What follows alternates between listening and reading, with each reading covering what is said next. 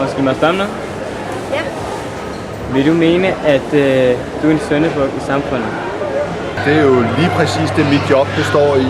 Jeg er ansat som mellemleder i det offentlige, og der er mit job egentlig at være syndebuk. Ja, det kan jeg godt nogle gange føle. Jeg tror, vi er rigtig mange i det her samfund, der er blevet det. Fordi der er rigtig mange mennesker, som ikke vil tage skylden. Jeg er arbejdsløs. Og det er sjovt at være arbejdsløs. Det er det altså ikke. Vi får en masse lovgivning fra den politiske side, en masse beslutninger fra de kommunale politikere på den ene side, som vi skal føre ud i livet. Og samtidig så har vi en masse krav fra borgerne. Så bliver jeg kontaktet, og det gør jeg rigtig, rigtig tit, hvor folk brokker sig over, at de ikke kan få det ene eller få det andet. Og måske vil de gamle gerne have, at man hjælper dem med noget andet, som de synes er vigtigere, eller de er blevet dårligere, og de har brug for noget mere hjælp. Og min chef siger, at det må jeg ikke, fordi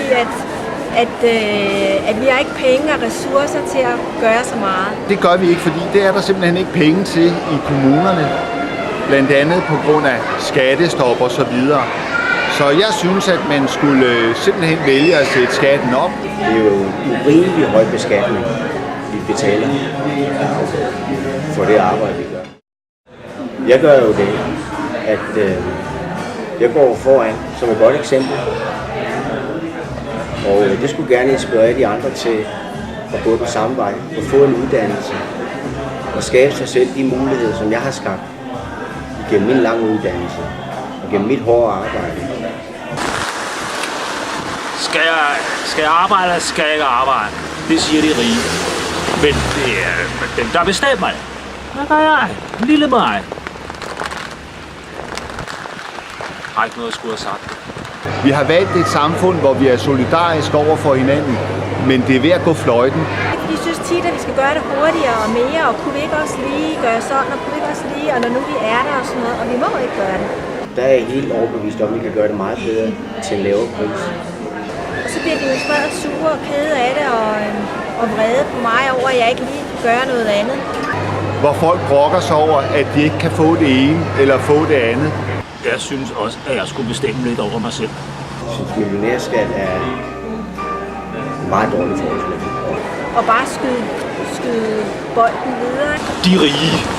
Nu kan du ikke få lige så meget hjemmehjælp, som du har fået tidligere. Jeg synes jo så måske, at familierne sig selv kunne gøre noget af det også, ikke? Problemet er jo, at der ikke er nok i arbejde. Jeg har ikke noget at skulle have sagt. Mit job er egentlig at være syndebuk. På den måde kunne vi andre slippe lidt lavere i skat. Det synes jeg, min chef. Og at de rige, de kan altså gå hjem og pakke lidt. Vi skal skære ned på hjemmepleje. Men det er altså ikke meget. Ja, det kan jeg godt nogle gange føle. Og så sidder jeg jo i et krydsfelt. Hvorfor fanden skal de rige bestemme over mig? Vi er nødt til at inspirere de mænd. Og brokker sig. Og lidt regnvejr i hovedet er vel ikke værst. Så bliver jeg jo skældt ud. Det er min skyld. Jeg kan jo ikke få det job. De rige. Gør det meget bedre. Stem lidt over mig selv. Krydsfelt. Skal jeg ned?